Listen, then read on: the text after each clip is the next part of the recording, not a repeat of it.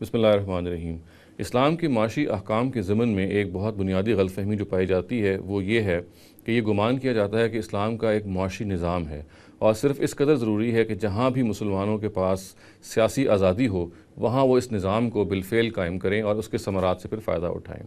تو یہ جان لینا چاہیے کہ ہمیں قرآن مجید میں کہیں بھی اسلام کا معاشی نظام جیسا کہ ہمارے ذہنوں میں نظام کا تصور ہے کہیں بھی لکھا ہوا نہیں ملتا۔ قرآن مجید میں جو کچھ بھی ملتا ہے وہ اصل میں کچھ معاشی اصول ہیں، کچھ معاشی ضوابط ہیں جن کو ہم پرنسپلز کہہ سکتے ہیں، جن کو ہم لا کہہ سکتے ہیں۔ معاشی نظام جہاں تک اس کا تعلق ہے وہ اصل میں جو ہمارے سوشل سائنٹسٹ ہیں، اکنامک سائنٹسٹ ہیں، ان کا کام ہے کہ ان اصولوں کو سامنے رکھ کے تشکیل دیں۔ یہ ایک غلط فہمی ہے جو اس صدی میں پیدا ہوئی کہ اسلام ایک مکمل نظام حیات ہے، اور چونکہ ایک مکمل نظام حیات ہے تو پھر یہ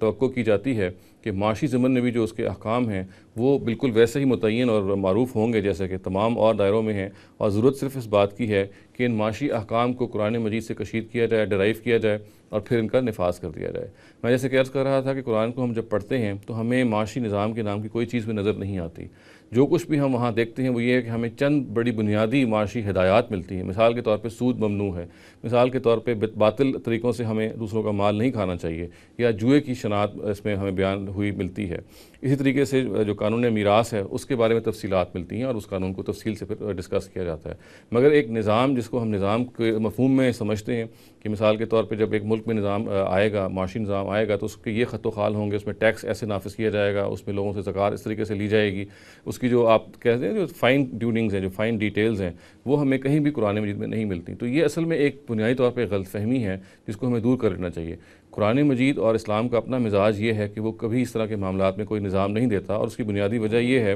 کہ انسانی عقل جو ہے وہ بالعموم اس نظام کو خود کشید کرنے، خود ڈرائیو کرنے، خود امپلیمنٹ کرنے کی قابل ہے، اور ظاہر ہے کہ مختلف علاقوں میں، مختلف سوسائٹیز میں، تاریخ کے مختلف ادوار میں یہ بالکل مختلف ڈھانچہ ہوگا جو بنے گا۔ البتہ جو چیز قرآن مجید ہمیں واقعی دیتا ہے اور جو ابدی نوعیت کی ہدایت ہے وہ کچھ ضوابط ہیں، وہ کچھ اصول ہیں، وہ کچھ ہدایات ہیں جن کو سامنے رکھ کے نظام کو بنایا جانا چاہیے۔ تو ہمیں جو کچھ کہنا چاہیے وہ یہ ہے کہ اسلام اصل میں اپنا معاشی ضابطہ دیتا ہے یا اپنا معاشی قانون دیتا ہے۔ اس قانون کو سامنے رکھ کے مثال کے طور پہ پاکستان میں ایک اور نظام بن سکتا ہے، انڈونیشیا میں ایک اور نظام بن سکتا ہے، سوڈان میں یا دوسرے کسی اسلامی ملک میں کوئی اور نظام بن سکتا ہے، اور اسی طریقے سے آج یہ نظام مختلف ہو سکتا ہے، آنے والے کل میں اس کا کوئی اور ڈھانچہ ہو سکتا ہے، اور گزشتہ ماضی میں بھی اس کا کوئی اور ڈھانچہ ہوا کرتا ہوگا۔ چنانچہ یہ ایک بہت بنیادی بات ہے جس کو ہمیں اپنے پلے باندھ لینا چاہیے کہ اسلام ہمیں یا قرآن مجید ہمیں کوئی معاشی نظام نہیں دیتا، اور اگر ہم معاشی نظام کو ڈسکور کرنے کے لیے قرآن مجید میں جائیں گے، اس سے ہم گفتگو کریں گے یا اس سے ہم